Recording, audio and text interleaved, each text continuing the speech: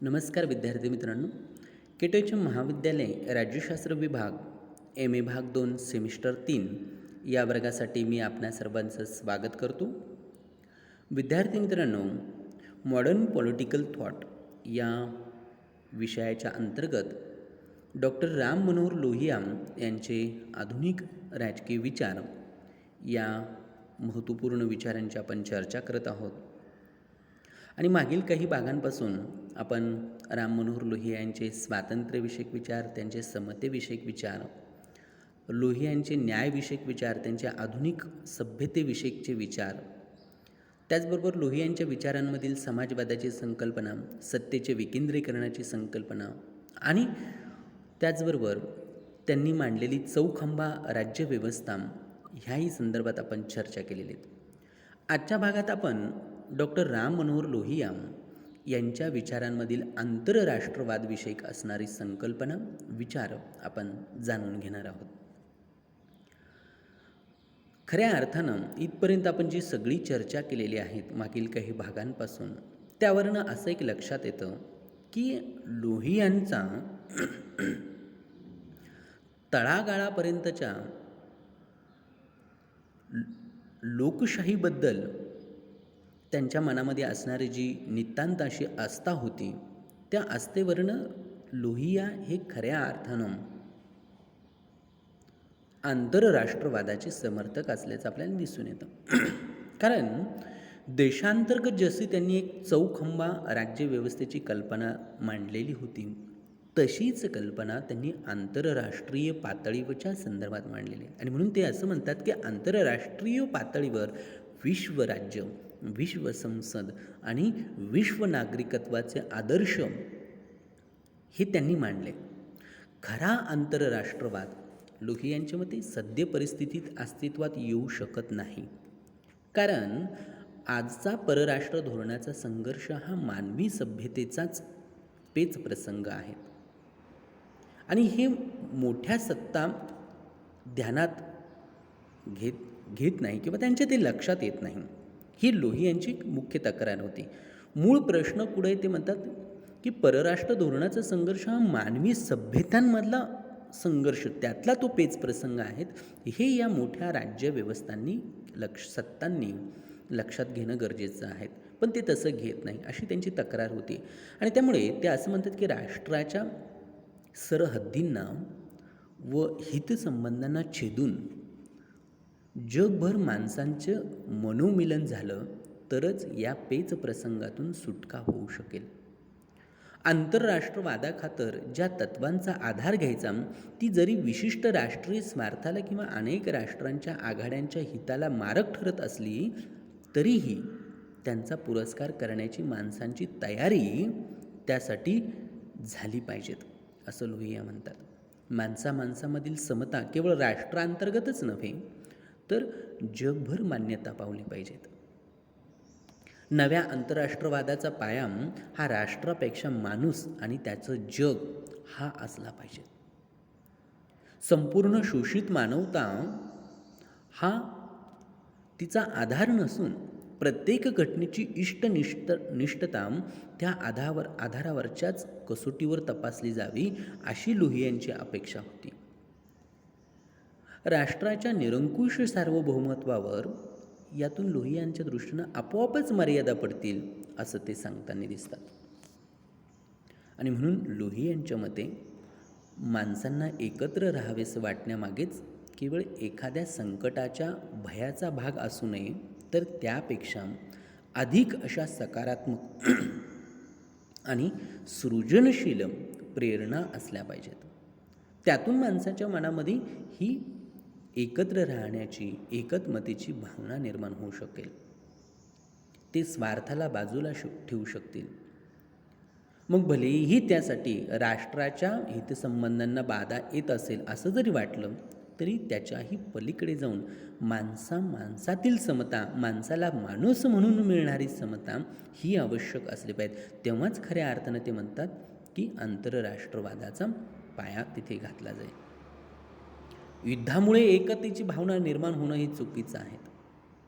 युद्धाची भीती वाटते म्हणून काही माणसं राजकीय समाज उभारतात. तर सर्वांच्या समन्वित प्रयत्नातून त्यांना काहीतरी मिळवायचं असतं किंवा घडवायचं असतं. जागतिक स्तरावर जेव्हा असं काही साध्य माणसांसमोर असेल आणि ते साध्य करण्याचीही किंमत देण्याच्या लायकीची ती माणसं असतील, अशी जेव्हा त्यांची पक्की धारणा झालेली असेल, तेव्हाच खऱ्या जागतिक सरकार तिथं अस्तित्वात येऊ शकेल. लोहियांच्या मते खऱ्या स्वातंत्र्याचं ध्येय हे असंच साध्य होऊ शकेल. हा आत्मविश्वास त्यांना होता, हा विचार त्यांच्या दृष्टीमध्ये होता.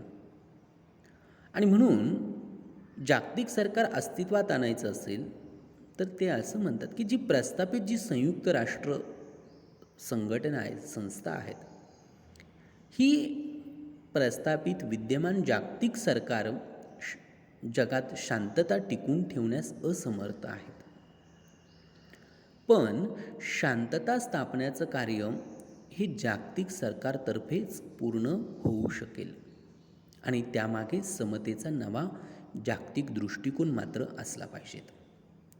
संयुक्त राष्ट्राच्या ऐवजी विश्वात्मकतेच्या आणि समतेच्या आधारावर एक जगामध्ये नवी अशी विश्वसंसद निर्माण केली पाहिजेत, असं लोहियांना वाटत होतं. आणि त्याचे आधार काय, तर समता आणि विश्वात्मकतेच्या आधारावर ही एक विश्वसंसद निर्माण केली पाहिजेत. आणि मग त्याच्या माध्यमातून जागतिक युद्ध असतील, शांतता असतील, शस्त्रास्त्रांवरच्या बाबी असतील, परराष्ट्र संबंध किंवा जागतिक आरोग्य याला आधारभूत ठरणारे आर्थिक विषय यावर या जागतिक संसदेने लक्ष केंद्रित करणं गरजेचं ठरेल. त्यांनी तसं लक्ष केंद्रित करायला पाहिजेत, अशी मांडणी लोहिया करताना दिसतात. जग हे समतेवर उभे राहील तरच ते शस्त्र नियंत्रण करू शकेल, तिथे शक्य होईल. आणि आर्थिक समानते वाचून राजकीय समानता निरर्थक आहे, याबद्दल लोहियांना कोणतीच शंका नव्हती. म्हणून आपण मागील भागात पण चर्चा केली की लोहियांनी समाजवादी व्यवस्था आणण्यासाठी ते राजकीय आणि आर्थिक सत्तेच्या विकेंद्रीकरणावर भर देतात. आणि म्हणून राम मनोहर लोहियांचं म्हणणं असं होतं की जग समानतेवर उभं राहील तरच ते शस्त्रास्त्र नियंत्रण करू शकेल. आर्थिक समता, आर्थिक समतेशिवाय राजकीय समानता ही काही कामाची ठरणार नाही. पुढे जाऊन लोहिया असं म्हणतात की साम्राज्यवाद, वसाहतवाद या समतेला आणि विश्वात्मकतेच्या या जागतिक सरकारला धोकादायक ठरणाऱ्या व्यवस्था आहे. म्हणून ते साम्राज्यवादाचे आणि वसाहतवादाचे ते कट्टर विरोधक होते. त्यांच्या मते वसाहतवाद कोणत्याही प्रकारचा असो, तो शेवटी माणुसकीला कलंक आहे आणि समताधिष्ठित विश्वव्यवस्थेच्या आड येणारा तो सर्वात मोठा अडथळा आहेत, असं सांगून राम मनोहर लोहिया असं म्हणतात की वसाहतिक पारतंत्र्यात खितपत पडलेले सर्व देश मुक्त झाले पाहिजेत, अशी त्यांनी रास्त भावना व्यक्त केलेली दिसते. समाजवादी आंतरराष्ट्रवादाने त्यांना त्या कामी सर्व शक्य ती मदत केली पाहिजेत. प्रत्येक राष्ट्र ज्यात आपल्या कुवतीनुसार योगदान करेल आणि आपल्या गरजेनुसार ज्यापासून घेईल, अशी एक जागतिक विकास प्राधिकरणाची स्थापना करण्याची एक अभिनव अशी सूचना लोहिया यांनी केलेली दिसून येते. परकीय अर्थसहाय्यतेचे सध्याचे एकमार्गी रूप बदलून ते दुमार्गी होणं ही निकोप आंतरराष्ट्रवादासाठी त्यांना आवश्यक वाटत होतं. त्याचप्रमाणे रचनात्मक कार्यासाठी आंतरराष्ट्रीय पुनर्रचना दलाची स्थापना करावी आणि त्या दलात विभिन्न संस्कृतीच्या स्त्री पुरुषांची एकत्र येऊन पृथ्वीवर शांतता प्रस्थापित करावी आणि सध्याच्या भ्रष्ट व कुचक्या सभ्यतेच्या ठिकाणी प्रेम, प्रगती आणि ऐक्यावर आधारित एक नवीन सभ्यता उभी करावी, हे राम मनोहर लोहियांचं खरं स्वप्न होतं. विश्व नागरिकत्व हाच त्यांच्या या विचारांपुढील खरा आदर्श आपल्याला असल्याचं दिसून येतं. थोडक्यात अनेक विचारवंतांनी जो आंतरराष्ट्रवादाचा विचार मांडलेले आहेत, त्या विचारांमध्ये राम मनोहर लोहियांचा आंतरराष्ट्रवादाचा विचार हा खऱ्या अर्थानं प्रागतिक, आधुनिक असा विचार आपल्याला सांगता येईल. विद्यार्थी मित्रांनो, डॉक्टर राम मनोहर लोहिया यांनी भारतासारख्या अविकसित देशाला लागू पडेल असा समाजवादाचा आराखडा तयार केला.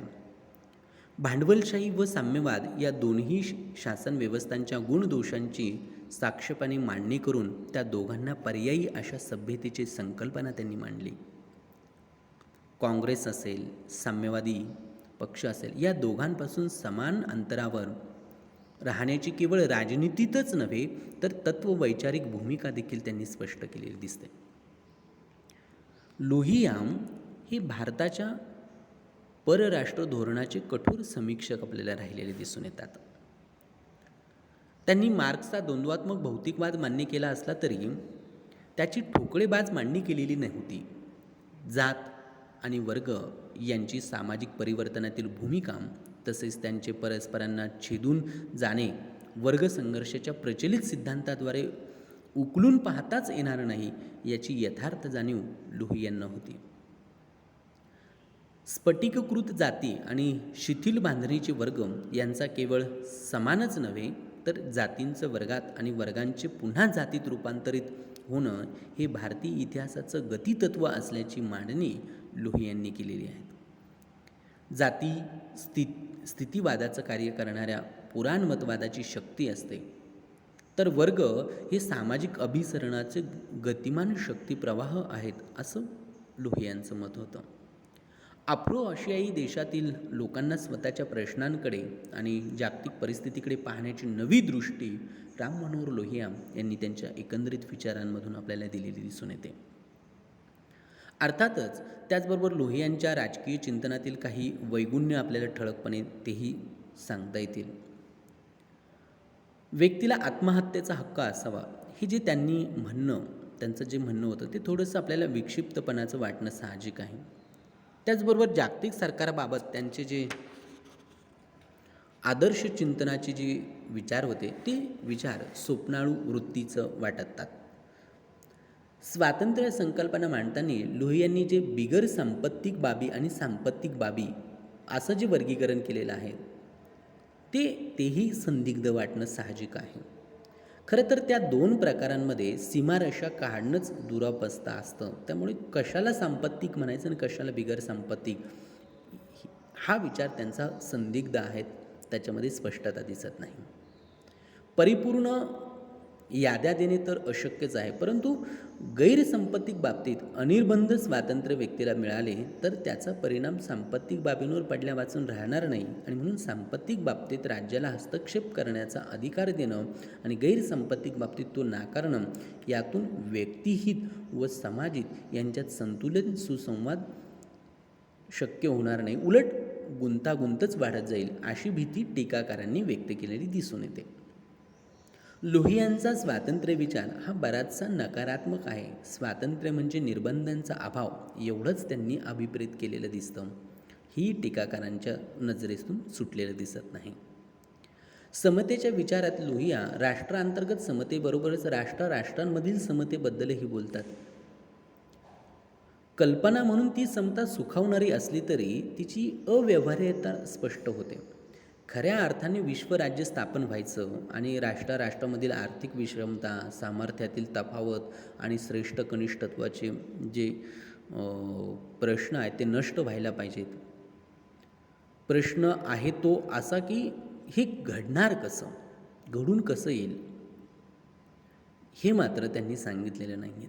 आणि म्हणून हाही विचार त्यांचा स्वप्नावत वाटतो. कारण सोव्हिएत रशियाचं विघटनानंतर एक ध्रुवी जग निर्माण झालेलं आहे आणि त्याला बहुराष्ट्रीय कंपन्यांसाठी सोयीचं असलेलं एक वैश्विक खेडं ज्याला ग्लोबल विलेज असं म्हणतो आपण, ती निर्माण झालेली आहेत. आणि तरीही रवींद्रनाथ असेल, गांधी असेल यांनी अभिप्रेत केलेली विश्वराज्य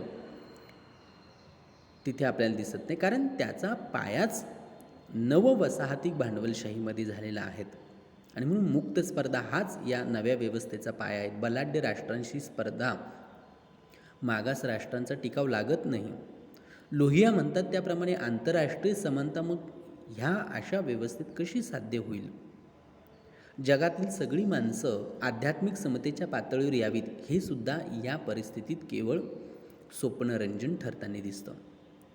चौखंबा राज्य या लोहियांच्या संकल्पनेतील तात्विक भूमिका ही अचूक होती. पण त्यांनी जो आराखडा मांडला आहे त्यात मात्र बरीच संदिग्धता आणि अस्पष्टता दिसते.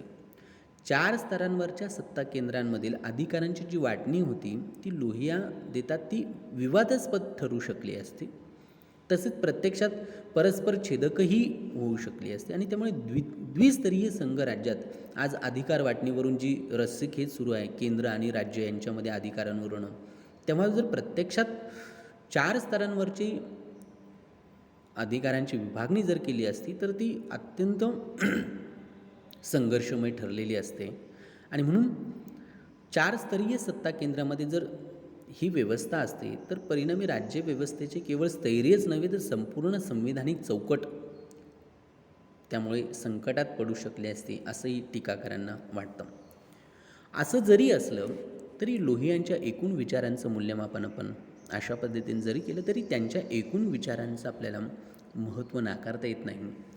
त्यांनी भारतातील ज्या सामाजिक समस्या, राजकीय समस्या, आर्थिक समस्या ओळखून आणि भारताचं शक्तिस्थळं, मर्यादा ओळखून त्यांनी जी विचारांची मांडणी केली ती खरं तर अत्यंत महत्त्वपूर्ण. कारण लोहिया हे असे होते की ज्यांनी स्वातंत्र्यपूर्व आणि स्वातंत्र्योत्तर अशा दोनही कालखंडांचा व्यवस्थांचा अनुभव त्यांनी घेतलेला होता आणि त्यामुळेच लोहियांचे हे विचार याच्यात काही मर्यादा असल्या तरीही ते महत्त्वपूर्ण ठरतात या गोष्टीबद्दल काही शंका नाही.